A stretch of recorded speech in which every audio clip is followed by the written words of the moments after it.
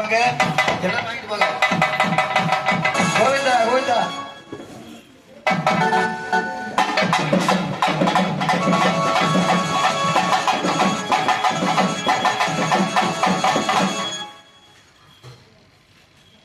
அன்பார்ந்த பெரியவர்களே, ஆன்மீக உள்ளங்களே, அன்பு சகோதரர்களே, சகோதரிகளே, ராணிப்பேட்டை மாவட்டம் அரக்கோண வட்டம் சுவால்பேட்டை, ராணிப்பேட்டை மட்டும் அரக்கோண வட்டம் சுவால்பேட்டையில் ஸ்ரீ விசாலாட்சி நாடக மன்றத்தினால் இன்று நடத்திய நாடகம் பத்திரகாளி சூரசம்பாரம்.